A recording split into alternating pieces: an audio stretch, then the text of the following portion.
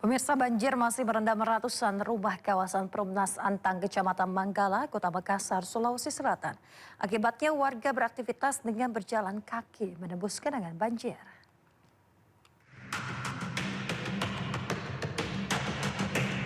Hingga Jumat sore, ratusan rumah masih terendam banjir di kawasan Perumnas Antang, Kecamatan Manggala, Kota Makassar, Sulawesi Selatan. Di tengah situasi ini, sejumlah warga tetap beraktivitas dengan menerobos banjir. Sebagian warga memilih mengungsi di masjid demi keamanan dan kemudahan akses logistik. Sementara itu, warga lain yang mengungsi ke rumah keluarga. Berdasarkan data dari Badan Penanggulangan Bencana Daerah atau BPBD Makassar, kini tersisa 22 kepala keluarga yang masih berada di pengungsian. Warga berharap air segera surut agar aktivitas kembali normal.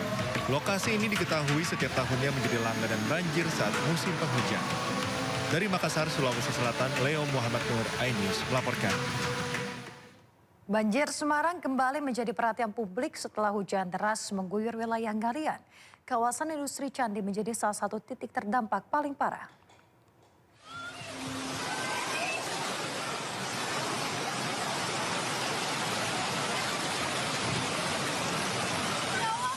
Banjir melanda kawasan industri Candi, Kecamatan Ngalian, Kota Semarang, Jawa Tengah.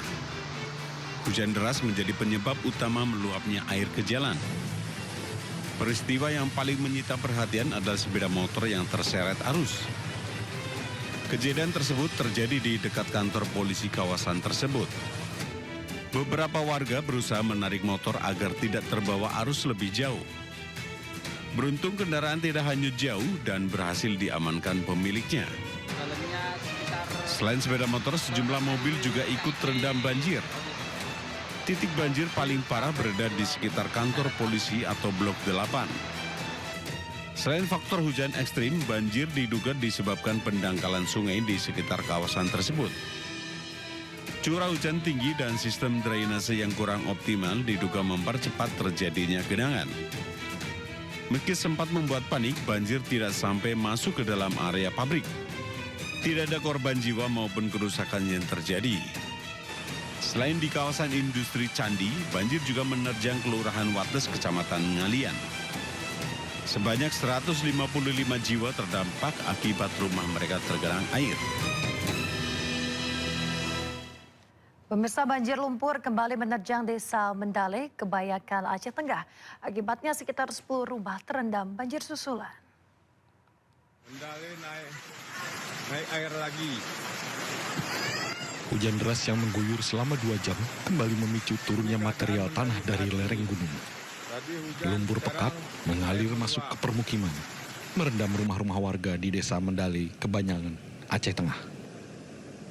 Sedikitnya 10 rumah terendam dan sejumlah warga terpaksa meninggalkan tempat tinggal mereka untuk mengungsi. Warga mengaku trauma dan khawatir lantaran setiap hujan deras turun, banjir lumpur dan banjir bandang kembali terjadi. Warga berharap pemerintah segera melakukan normalisasi alur air serta penanganan di lereng gunung. Saat ini Pak, setiap hujan warga selalu was-was Pak. Jadi kan untuk kemarin itu kondisinya memang air sangat besar turun dari pegunungan. Sehingga meluber ke pemukiman rumah-rumah warga Pak.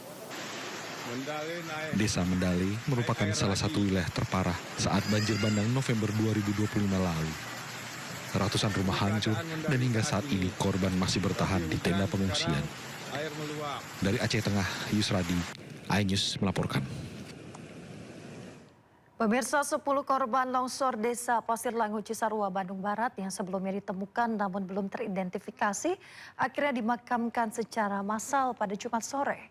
Untayan doa warga mengiringi prosesi pemakaman 10 jenazah yang dikirim dari Rumah Sakit Sartika Asi Bandung.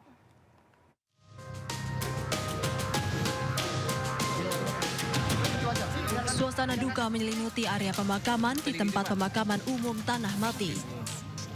Satu persatu peti jenazah diturunkan ke liang lahat. 10 jenazah ini sebelumnya dikirim dari Rumah Sakit Sartika Asi Bandung setelah melalui proses identifikasi dan uji DNA. Namun hingga batas waktu yang ditentukan belum ada satupun data yang cocok.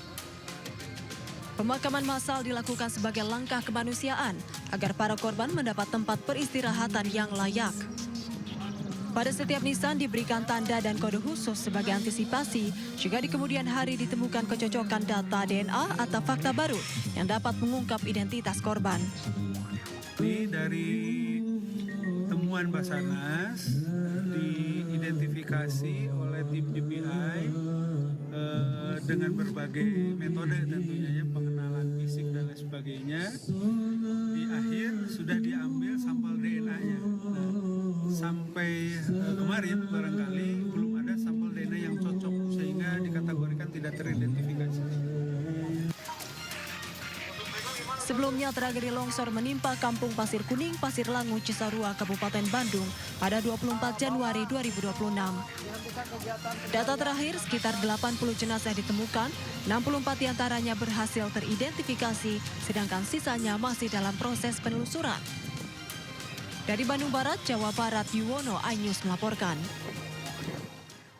Pemirsa, ratusan pedagang dan warga menggeruduk kantor Wali Kota Medan, Sumatera Utara.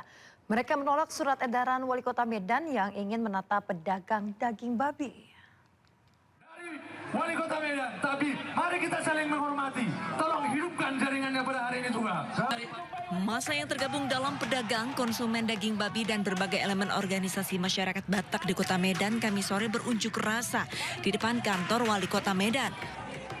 Mereka menolak surat edaran Wali Kota nomor 1540 yang mengatur penataan dan pembatasan penjualan daging babi di bahu jalan Kota Medan.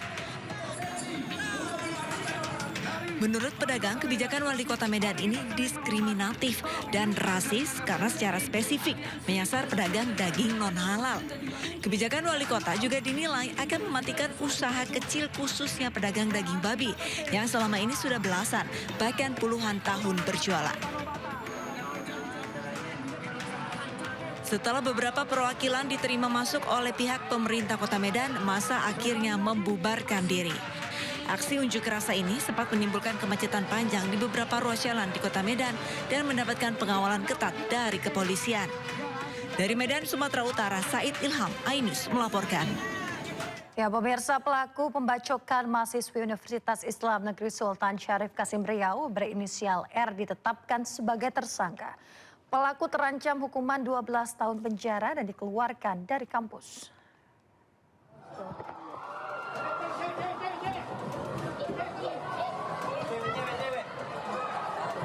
Pelaku pembacokan terhadap mahasiswi UIN Suskario ditetapkan sebagai tersangka dan sudah ditahan polisi.